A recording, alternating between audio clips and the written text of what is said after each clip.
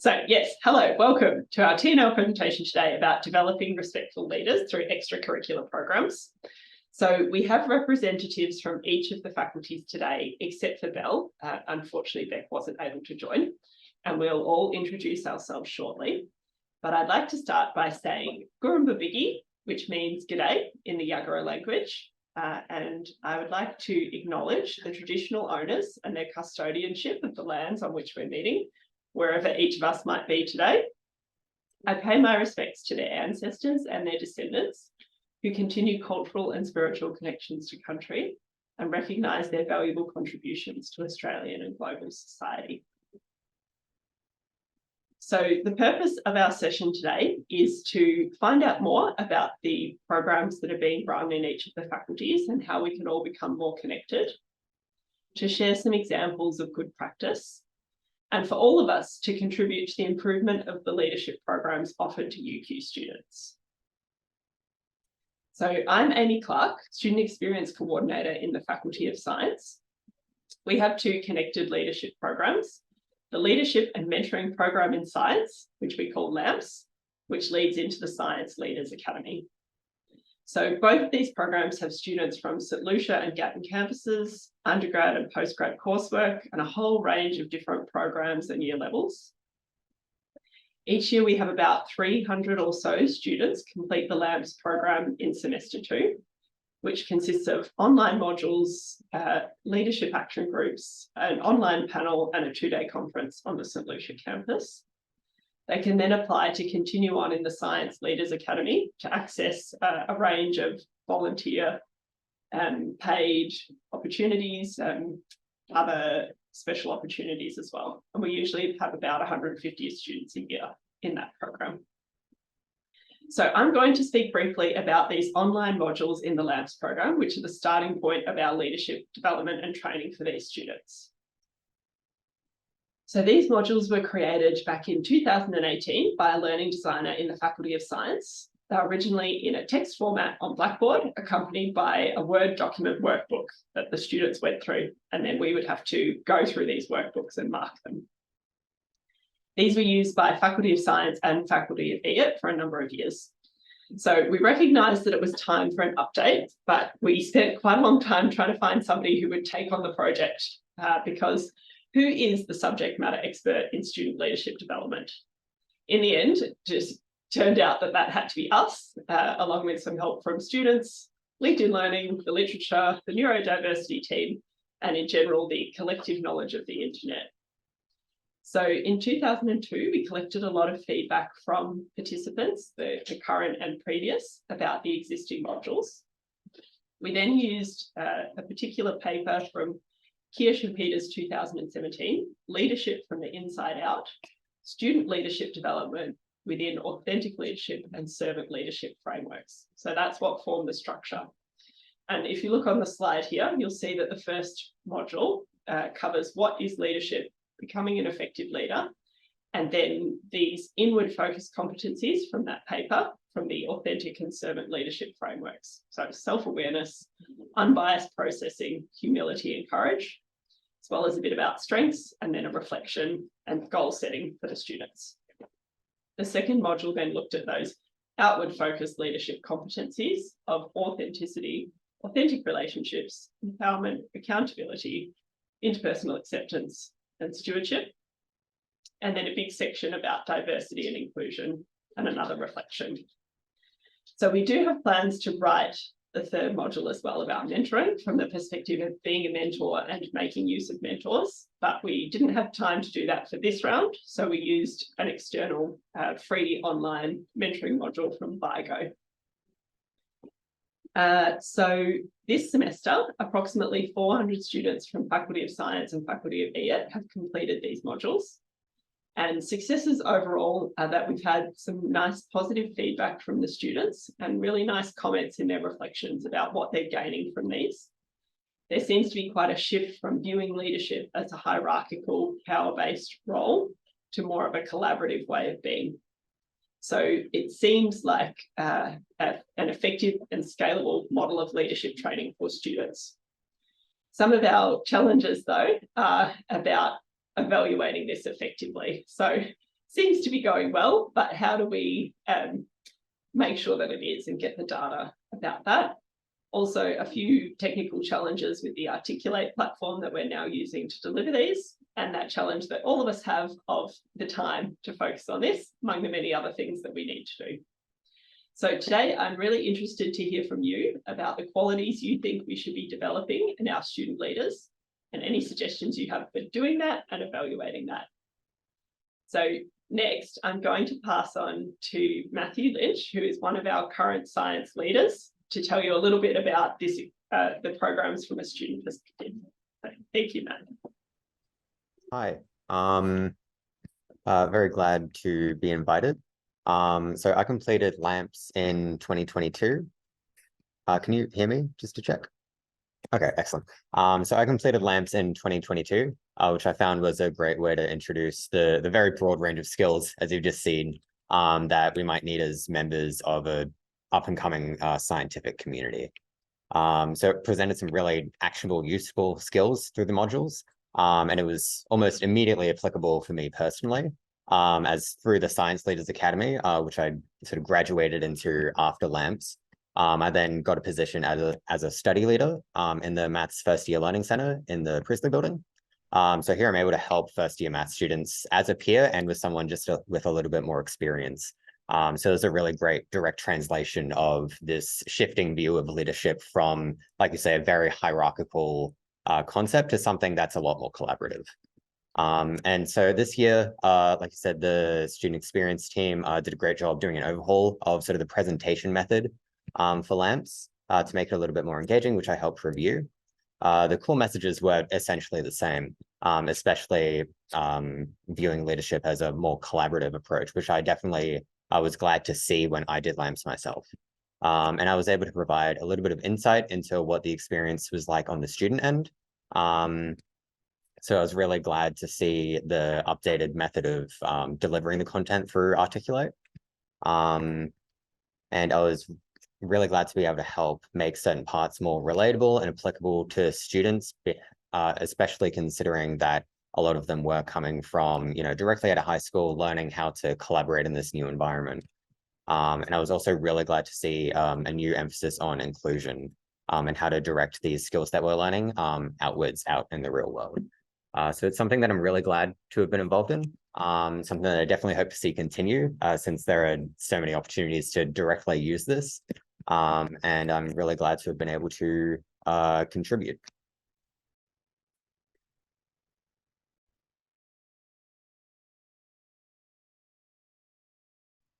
Hello, my name is Georgia Baker and I am the Coordinator of Student Experience for the Faculty of Engineering, Architecture and Information Technology. We run a very similar leadership program to what Amy has provided an excellent introduction to for science. There are a few differences between our programs, but mostly they run the same. We, sort of building on from what Amy has spoken about, we have used the same redeveloped online learning modules. And while they have provided an excellent foundation for understanding leadership theory, completing them was a very individual experience for the students. Sort of understanding that learning relied completely on self-reflection and personal experience only. We also had some feedback from students from previous years indicate that they'd really like more opportunities to interact with other students participating in our pathway program or LAMPS. In some cases, students get access to these modules in the semester before they start studying, in the break rather, before they start the semester of study. And it might not be until week 6 or week 8 when they actually have an opportunity to meet face-to-face with other participants. To solve this, we created leadership action groups. We placed the students into small groups. In the case of EIT, it was about 10 students per leader, and each of our student leaders was responsible for 2 groups. We ran these leadership action groups through the mentoring platform Vigo. And basically the structure was our leaders would arrange a sort of meet and greet with the students in their group. That one would be online just to get to know everyone. And then from there, they would have 4 subsequent meetings throughout the semester And those 4 meetings would align with 3 modules and a panel event that the students had. We structured some questions to sort of facilitate that group discussion, but the leaders could, take the conversation wherever it was going. They didn't have to strictly follow the questions and the discussion that we had laid out for them in those meetings. Next slide, if I could, please. Thank you. We have found this semester the leadership action groups to be a really positive experience for our students. By running them through Vigo, we've been able to get a lot of data on how the students have engaged with it. So we've got 105 students in our program. Not all students have sort of participated and followed through though, but we had 105 program joins, 252 direct messages. So that would be messages sent between a leader and a participant in the program. We had a group chat going within the leaders program, which has actually been a really fun element. There were some sort of discussions that happened on that, but it was also just a really fun community space for, for example, someone left their bag at one of the group meetings and the leader was able to jump on and say, hey, someone left their bag. And it felt like there was a really lovely sense of connection. We had 29 events created within this program. So that was basically all of those leadership action groups, plus a couple of whole group activities. And our conversion rate between people RSVPing and attending so far has been 79%. So some really nice student engagement there. And I just included a couple of student feedback quotes there. We can head to the next slide. So I'd like to introduce one of our students. So Shreyas actually, while is here speaking about EIT, participated in the Science Leaders program as well. So has a wealth of experience. And Shreyas is just going to give a little bit of feedback about what it was like as a student participating in the groups. Cool, thank you. I'm Shreyas, and I'm a student in the Faculty of Engineering, Architecture and IT. And I've been invited to speak about my experience in the Leaders program. And through my leadership action group, I was given a unique opportunity to engage in insightful discussion about module content with both my peers in the group and my mentor as well. And I found that this experience really crystallized my understanding of leadership and mentoring. I was particularly fascinated by the diverse array of perspectives presented by my group members and also by my mentor as well. And I believe that this idea really kind of parallels the ideas of inclusion that are so fundamental to positive and impactful leadership. And I also found the blend of structured activities and open, spontaneous dialogue to be really constructive in performing group tasks and also in enhancing my own understanding of what leadership and mentoring in the real world means. My mentor's guidance was also instrumental in expanding my knowledge of leadership, and he shared a lot of valuable insights, into our shared goals and challenges. And this greatly enriched my learning experience. And I value the skills that I learned in this, and I hope to be able to use them in my later career.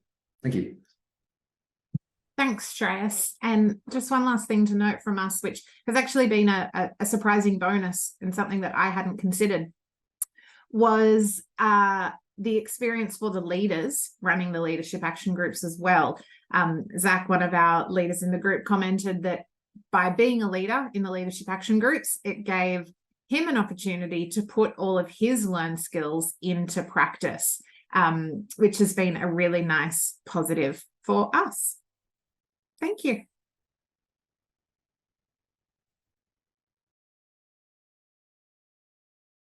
Amy, would you like me to quickly cover Bell?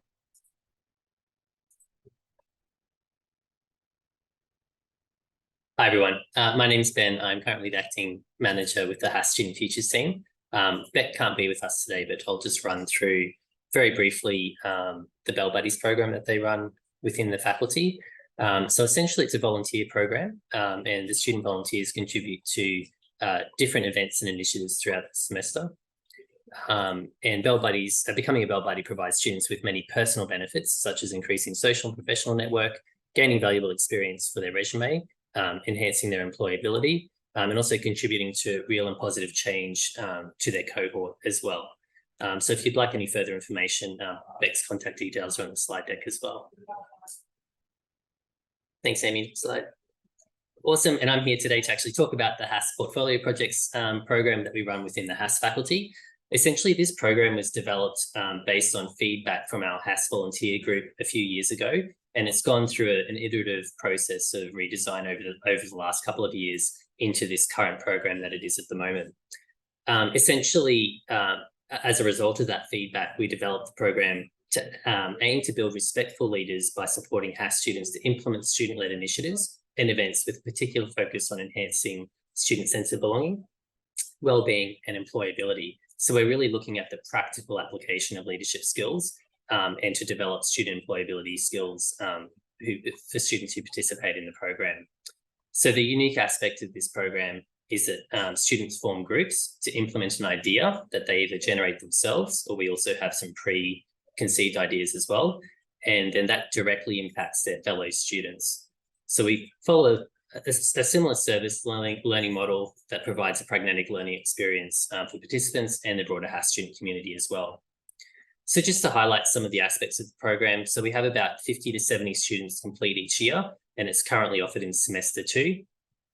The program consists of an induction and group formation. We have drop-in sessions to provide mentoring support to the project groups to help them implement their project idea. We then have the project implementation phase, and then we wrap up with an employability reflection workshop at the end to help students to understand and articulate the skills that they've developed throughout participating in the program. Some of the successes we've observed provide students with practical experience that they can apply to their studies and also future work. The program requires minimal financial resourcing, so we can effectively run quite a few different student events and initiatives with minimal catering, resourcing, and that type of thing. And it's also resulted in some direct employment for students as well, either within our team or in the wider workforce as well.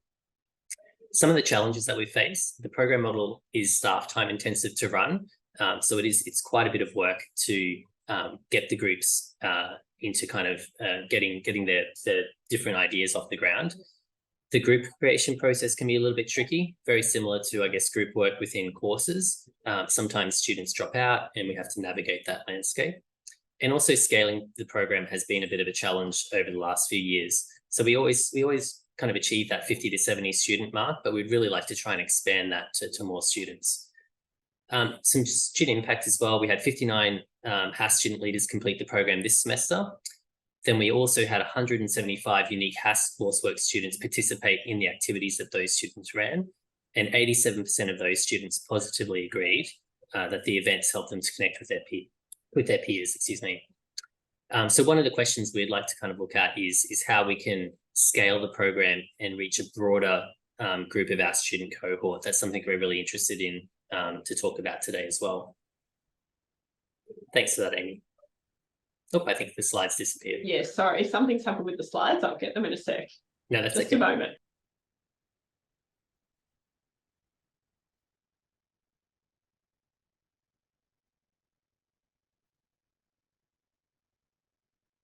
Is that good? Can you see them again? Yeah. Yep, that's good. Thanks. Hi everyone, my name's Paul Treshman. I'm an academic in Human Movement and Nutrition Sciences. This is Lachlan Schofield, who's a second year leader as part of our Professional Futures Student Leadership Program within the HABS faculty. It is a joint initiative between Human Movement and Nutrition Sciences as well as the School of Health and Rehab Sciences. We work collaboratively with the HABS Student Experience team. So really the aim of this particular project is all about enhancing, click please. Enhancing belonging through strengthening connections. Originally, it started off as a peer mentoring program where we're really looking at supporting the transition for first-year students. But as it's developed over the years, and certainly based on student feedback, it was very much about the idea of let's create opportunities for leadership throughout the program rather than just enhancing those connections for the first-year students. So now what we've done is we've set up where we've got student leaders, so 2 to 4 student leaders per year level in each of the programs. And the idea is they are the student voice and they have create opportunities for the students within their year levels, but also opportunities to interact between the year levels. So we're starting to get greater connections within our programs as well. We do have at the moment 90 student leaders across 9 programs with 1 staff lead per program working with student leaders. I think one of the things that we've looked at over the years is when we talk about strengthening connections, we use the terms social, academic, and professional connection opportunities for our students. So one of the successes that students have actually alluded to is, whilst they really appreciate a lot of the initiatives that come about, so other social catch-ups, study sessions, is actually what happens within our programs and our courses themselves as to how that actually enhances a sense of belonging. The way we try to communicate that, if we could click onto the program newsletter, please. So each of the programs put together a newsletter, and this is actually run by students, so student-led. And for examples, this is our way of letting other people know within programs, but also between the programs what's going on. So as we can scroll down, I'll just talk through some of the brief things here. So obviously we introduce our student leaders.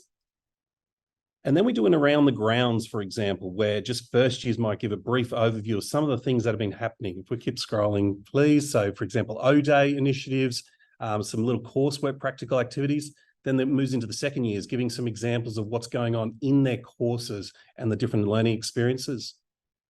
And third years might give some examples of professional development opportunities they've had.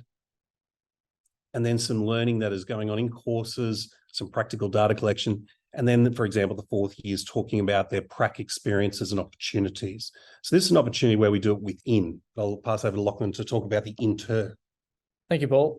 So one of the benefits of this leadership program is the inter-year connections. So just a few examples that we've got here. So first of all, we've got the fourth years welcoming the first years to university for the first time. Then down from that, we've got the fourth years sharing their personal experiences about assessment with the second years. Down from that, we've got third years talking about their experiences on prac. So the second years have a nice transition into that. Down below, I was fortunate enough to work in this study session here. So we talked to our first years about their health courses and their first experiences in assessment at UQ. Down from that, so not only are the inter-year connections strong, we still connect with our alumni. So our experience doesn't just end when we graduate. That's probably it, Amy, if you want to jump over into the main slide deck, please. So another benefit of the leadership program is that there's genuine student staff collaboration. So this picture here is an example of one of our student staff meetings. We have one of them a month. This is completely student-led. So it gives us a practical experience to work on our leadership skills. Separately to that, we, as the student leaders, also sit in on the T&L meetings, which gives us an opportunity to be involved in program-related decisions that take place. One challenge that we do have is that these connections are really strong within each of the programs. However, our inter-program connections could use some work. Yeah. Thank you. Well, hi everyone. I'm Jacinta Sinclair, Principal Student Advisor from Student Services, and I work exclusively in supporting the Doctor of Medicine students in years 1 to 4 in the medical school student support team. So the leadership program I'd like to present is the MD Mentoring peer-to-peer program that we have running. It's designed to enhance the transition into the medicine program for year 1s and to also support year 3 students who are transitioning into the clinical years. The program, aims to offer a smoother journey for these students by offering valuable mentoring from students who have just from the year ahead, so more experienced, as well as facilitating the professional development of medical students as mentors. So the program is structured as a 6-week program for year 1 mentees being mentored by year 2 students, and a 10-month program for year 3 mentees being mentored by year 4 students in their clinical placement areas. So it's very specific to the clinical units they're working in. Year 1 students, we had 170 sign up, only 155 were actively engaged though, but we were able to have 5 to 6 mentee to 2 mentors. The recruitment was prior to commencing in the program. Year 3 students, we had 90 students participated as mentees, 62 as mentors. And due to the numbers, we had one-on-one or 1 to 2 students engaging with one mentor, and that recruitment was during orientation. So the program's been running for about 2 years for year 1. One was online in 2021, and 2023 was the first offering for year 3 students. So both programs have received positive feedback and reported benefits for the students who were involved in the program. So next slide, please, Amy. So mentors enrolled for training in the Chronos platform, and they completed the UQ volunteering module as well as the MD mentoring training that was adapted to enable students to pass on their knowledge throughout their time. And it was very specific to what the students would be studying and doing at the time. There was a comprehensive array of resources on the Chronos platform that was readily available for mentors to access, and it offered guidance on their roles and the support they could provide and how to refer students if there were issues. And specifically for year 2 mentors, we organised an in-person training event that was aimed at addressing their queries, because the year 1s had a different program to theirs, so that was more involved this year. But that enabled a lot of face-to-face introductions with the year 1 mentees. And we also had Kevin Jones, the learning advisor, furnish the year 2 mentors with valuable insights on offering academic advice. And to appreciate and incentivise their participation, the year 2 mentors, year 4 mentors and year 1 mentees were presented with the UQ branded mentor medicine canvas bag. They had pens, information sheets, magnets and mentoring materials. And the year 4 mentors also received a badge to increase their visibility on the placement, which they actually did wear. And this gesture was designed, to encourage students to join the program and recognise the mentors' commitment to volunteering. We had an end of program event where for year 2 students who were mentors, and they were presented with a certificate of appreciation. And on the back of that certificate, there's a list of capabilities that they gained in the experience of their role. And they had a photo with the medical dean while it was being presented, and students uploaded these photos and things to LinkedIn. Year 4 mentors have just finished their program, that 10-month, and they receive a voucher and certificate of appreciation. And year 4 students have been using those skills and capabilities and added it to their resume when they're applying for internships. Now, we faced challenges with low feedback response after the program ended, managing the clunkiness of the Chronos platform, and students, didn't finish their profiles. So a few of those year 1 students dropped off. We had limited numbers to our thank you event, but that was prior to exams that it was run, but it was any time the medical dean was available. And our challenge is, of course, it's expensive to run and intensive to set up, and only 1 staff member is involved, which is myself. We plan to add more focus on leadership training in 2024 by creating more specific mentoring roles, like mentoring in medical careers for Canadian students, things like that, and find more opportunity for the mentors to add skills for their resume. We'd like an increased number of students signing up to the program. And of course, we value all your insights and suggestions on how we might improve our program, and already listening to the other programs. So I've, got a lot of ideas. So I'll hand back to you now. Thanks, Amy. Okay, that does actually conclude all of our presentations. So hopefully it gives you a bit of an insight as to what's happening. If we could just go back, please, Amy, before that QR, if that's okay. No, sorry, back one. There we go. So what we'd love to do now, if it's okay, is we'd like to get into more of a discussion process. We said that we wanted to share our experiences, but we definitely want to have the insights from people in this particular group, because I'm sure there are lots of things that we're overlooking, and we can be learning from your experiences and insights. So we have 3 main questions we'd like to go through, if that's okay. The first one is, what leadership capabilities should we be developing with our student leaders, and how might we develop these. And obviously we've got students involved in this, so it's obviously important that we have their input as well as our input from different perspectives. So in other words, what leadership skills do we actually think are most important for us to be developing, because we can't be developing all, and how might we actually meaningfully train and develop these? Second one is, how might we evaluate the effectiveness of our leadership programs? You've already seen some ways that are being used, but again, if we're saying that we are doing this effectively, how might we actually do that? And the third one is, what opportunities are we missing or might we consider to actually develop student leadership and also the connections amongst our students? So given that we are online, the way that we thought we might actually go about this process, Amy, if you could bring that up now, please, is there's a QR code here. If you wouldn't mind using your phones to scan that, it'll bring you into a Padlet, which we'll show you in a moment. Amy, do you mind linking onto that Padlet if that's okay, please?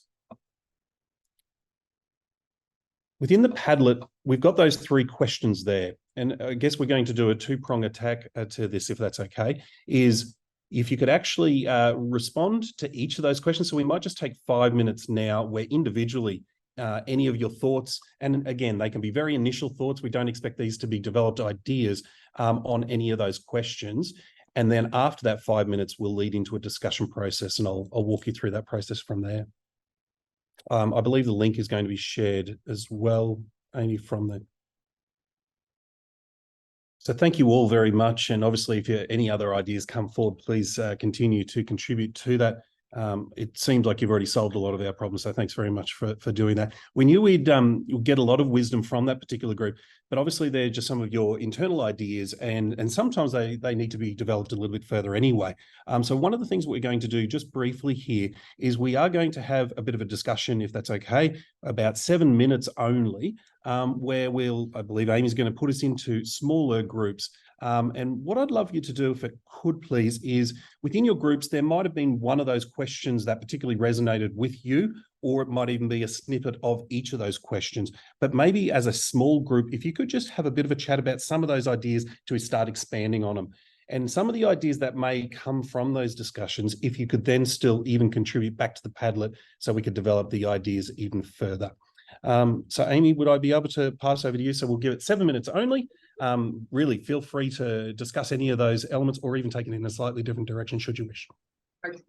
So I've put you into rooms, but I notice we've got a couple of people going. So if you do end up in a room where there's not many other people, pop back and join another one. So here we go. Something happening. Yeah.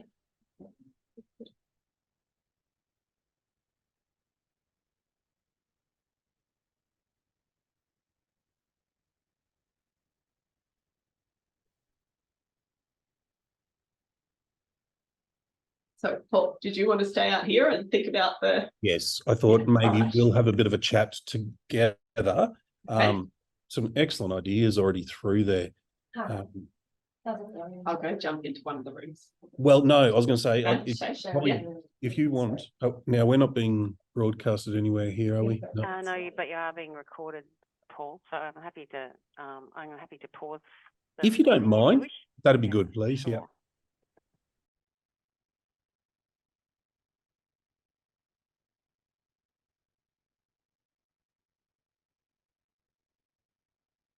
Waiting on 2 of the rooms to come back. But get booted out in a second. Hopefully that's a sign that there's rich conversation going on. Yeah.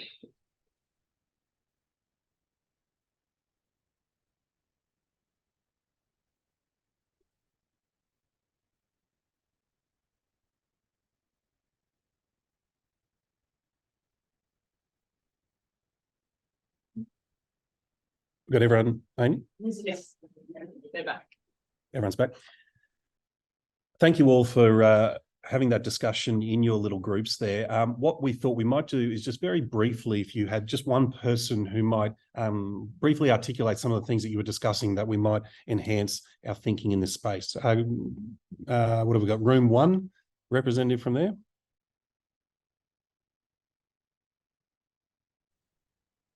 I'm not sure we know the numbers of the rooms that we're I in. was wondering that when you were Yeah, allocated. I'm just looking it up. Okay, so our first group. I think Ben Bob and myself were Yes. in room 1, and we particularly pick up the number question about evaluation, evaluate the effectiveness of the leadership program.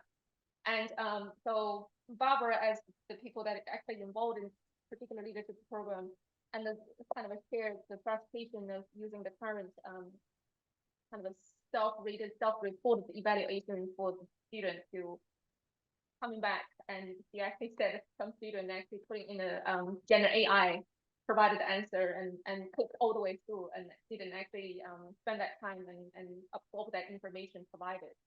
So we had a little bit of conversation about the limitation of current evaluation tools that the university can provide. You know, there's no perfect survey that we can actually to conduct this evaluation. There's, in fact, the evaluation can take place in multiple forms. So I did explain in my role in Italy by delivering the CCAT and SET-tutor surveys, so we understand the limitation that those questions are also asked in a quite a general term, not specifically applicable in programs developing student leadership. So I don't think that we actually provide a clear answer of how we might be able to evaluate the leadership program. However, it did kind of form a little bit of a group that Ben and Bob were very keen to have a conversation with me, as well as using a evaluation framework that me and another colleague are developing in Italy. So hopefully we will have something to work together in the future. That'd be excellent. And any information that you have that comes out of that to share would be excellent. Thanks very We'll much. soon be shared that very quickly. Great. Yeah. Thank you kindly. Is there someone from group 2, if we don't know the rooms? Which was Cami, Jacinta, Marcy, and Yvonne.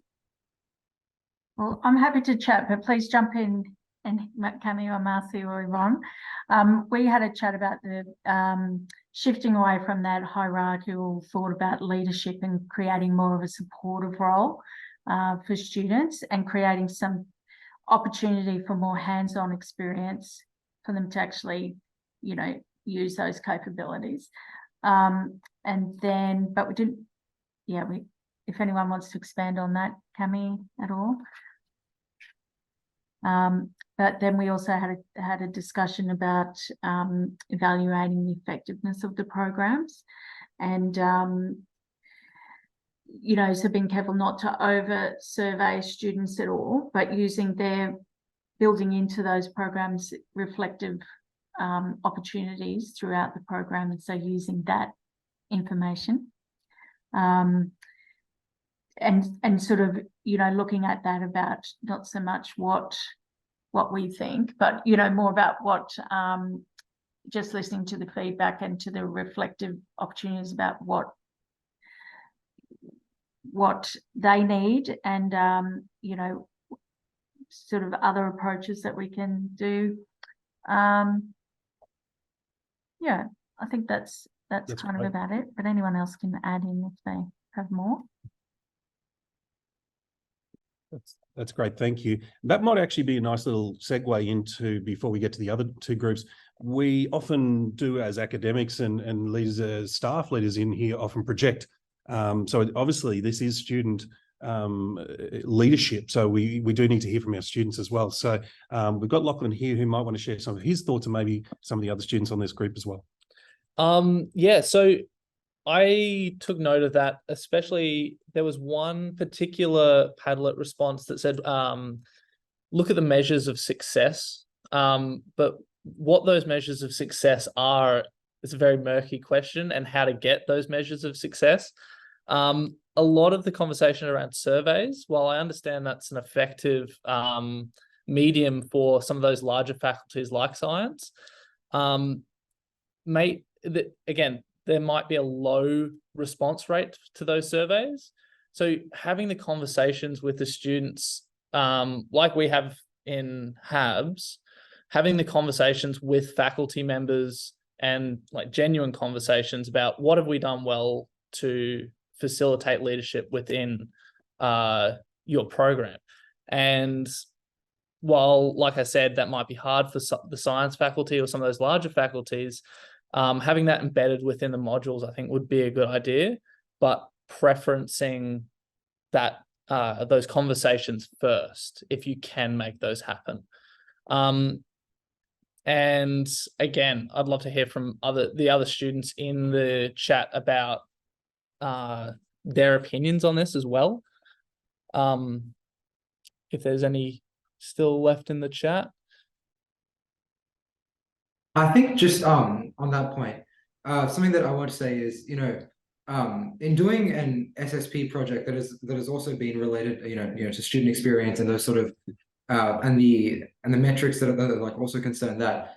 I think that when you're proposing a survey or any kind of analytic tool, to evaluate how successful something has been, it's always about looking at what metrics are going to define what you want to see. So for instance, in a particular leadership program, it could be, how many students have seen like so much benefit in this and would like to progress onto other leadership programs or other related leadership things, or how much students engage with module content. And I think that like really identifying which one you find the most important is the first step in evaluating how successful a particular leadership program has been. That's great.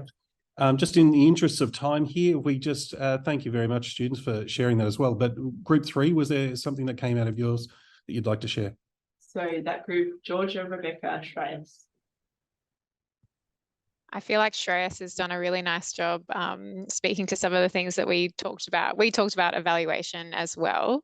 From my School of Public Health perspective, we love to talk about process and impact evaluation over here. And I think it's got a real, it's a useful framework in thinking about this work as well. Georgia has already talked about, I commented on her glorious data that she shared in her presentation and how she's able to collect that process, do that process evaluation work using Vigo, which sounds like a fabulous platform that's been able to provide in-time information for the rollout of their programs. And then we spoke to Shreyas about the student staff partnership work that he's been doing this semester, collecting data around, okay, well, what are we doing? Or what are almost like, again, a needs assessment, if you will, for what's happening in it. But then the next phase of that student staff partnership project, and sorry to speak for you here, Shreyas, feel free to jump in, but is the responding to that data, and part of that work perhaps being a planning around what does an impact evaluation plan look like to go along with that work as it is responded to within the faculty. It's a really good point. Often we get it, and then it's what we do with it that's really important. So yeah. Thanks, Spec. And final group 4. Maybe I'm happy to jump in, but Matt, you please add anything, because you were our student member in our group. So maybe we spoke a bit about evaluation, and in psychology, there's a number of survey instruments that measure different parts of leadership, so they could be really useful for pre and post, or to even to use those questions in a one-on-one interview with students. Something else we raised was we really liked a number of the capabilities that were listed sort of under the leadership capabilities, because many of them are quite universal. So things like resilience and self-confidence, they're really universal skills. And we were thinking that what might be really useful in terms of implementing graduate attributes across UQ is to come up with a list or a suite of what we might consider core leadership capabilities, particularly appropriate for undergraduate students primarily, I guess I'm thinking, that we could actually share with the broader UQ community, so that obviously everyone here is involved in extracurricular leadership programs that are very specific and very comprehensive on the whole. But people like myself who are course coordinators, in various places, if I want to do something to do with leadership in my course or in my program, what does that look like? What aspects could I pick out so that I'm feeding into other activities across the course? So I think that's having that kind of common understanding of some core attributes or some core capabilities would be really, really helpful, I think, in terms of getting this graduate attribute taken up within the curriculum as well as outside the curriculum. It's beautiful. And I think that was a key message that we've heard from our students is how we can embed this as opposed to making it an extra. And the better we can do with that and maybe getting some clarity and coherence around those things would be very, very useful for all. So people, we might leave it there. We'll wrap up this overall discussion. So thank you very much for contributing to this, both listening to the presentations, but also the discussion. And you've been able to give us lots of ideas and hopefully we'll be able to connect better as well. So Amy, I'll pass back over to you to do the wrap up. Yeah, thank you, Paul. So yes, just to say thank you for all of you being part of the discussion today, and please do stay in touch with us because we are always working on these programs and continuing to develop them. So we appreciate your input. All right, thank you everyone. Bye.